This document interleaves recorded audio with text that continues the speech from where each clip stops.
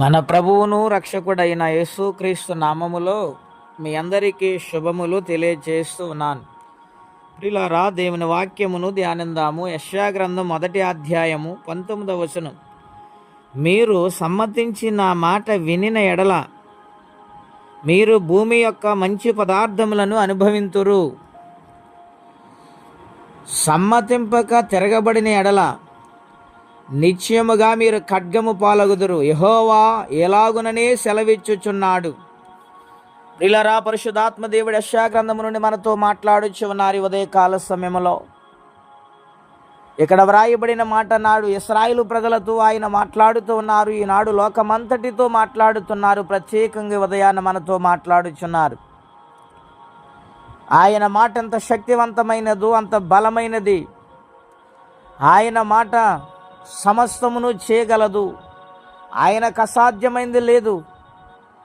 ఆయన మాట బలమైనది గనుక దేవుని మాటకు లోబడే బిడ్డలుగా మనం బ్రతకాలి. ఇక్కడ అంటూ ఉన్నాడైనా, మీరు నా మాట విని సమ్మతించిన ఎడల భూమి యొక్క మంచి పదార్థములు, భూమిలో ఉన్న ఆశీర్వాదాలు, భూమిలో ఉన్న ప్రతి ఒక్క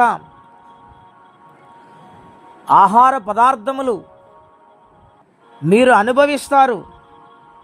మీరు వర్ధిల్లే బిడ్డలుగా నేను కనికరించి మిమ్మల్ని ఆశీర్వదిస్తానంటూ ఉన్నారు.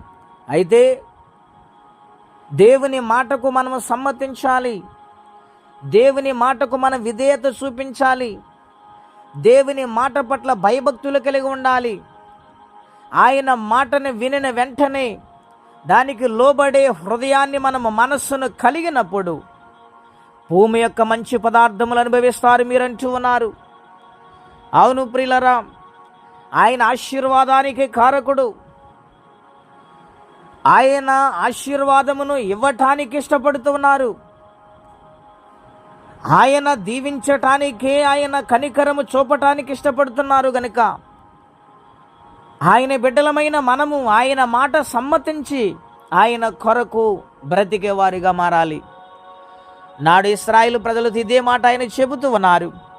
మీరు సమ్మతించి నా మాట వింటే ఈ భూమి యొక్క మంచి పదార్థములు మీరు అనుభవించేలాగున నేను చేస్తాను. ఒకవేళ మీరు సమ్మతించక వ్యతిరేకముగా నిర్లక్ష్యముగా గర్విష్ఠులై తిరిగితే ఖడ్గము పాలవుతారు. శ్రమలు మిమ్మల్ని వెంబడిస్తాయి. పరిస్థితులు అననుకూలంగా మారిపోతే జాగ్రత్తను హెచ్చరిక చేస్తూ ఉన్నాడు. ప్రియ దేవుని బిడ్డలారా, నా ప్రియ స్నేహితులారా, ఆలోచన చేయండి. దేవుని ప్రేమ గొప్పదా? దేవునికి వ్యతిరేకుండడం మంచిదా? ఒక్కసారి ఆలోచన చేయండి. ఘనమైన దేవుని యొక్క మాటను సమ్మతించేవారిగా మనము ఎల్లప్పుడూ విధేయత కలిగి బ్రతుకుదాం. మంచి ఆశీర్వాదాలు పొందుకుందాం. ఈ భూమి మీద ఉన్న మంచి పదార్థములను అనుభవిందాం. అట్టి తీర్మానము చేసుకొని ప్రభు సన్నిధికి లోబడదాం. దేవుని దీవెనలు పొందుకుందాం. ప్రార్థన. పరిశుద్ధుడైన మా తండ్రి, ఘనమైన మీ నామం కొరకై స్తోత్రం చెల్లిస్తున్నాం. ఈరోజు ఆశ్చర్యకరమైన మాట మాతో మాట్లాడుతూ మీరు వచ్చారు. మీరు సమ్మతిస్తే నేను దీవిస్తాను, భూమిలో ఉన్న మంచి పదార్థములు మీరు అనుభవిస్తారు అని శ్రేష్టమైన మాటతో మమ్మల్ని బలపరిచారు. ఒకవేళ సమ్మతించకపోతే ఖడ్గము పాలవుతారని హెచ్చరిస్తూ ఉన్నారు. ప్రభా, మీ హెచ్చరికకు లోబడి మేము సమ్మతించేవారిగా బ్రతికే మనస్సు మాకు దయచేయండి. ఎవరి కష్టాలు, బాధలు, ఇబ్బందులు వారికి సహాయం చేయండి. ఈ దినము దీవెనకరంగా మార్చమని యేసుక్రీస్తు వారి పుణ్యనామమున ప్రార్థించి వేడుచున్నాము తండ్రి. ఆమెన్. దేవుడు దీవించును గాక. ఆమెన్.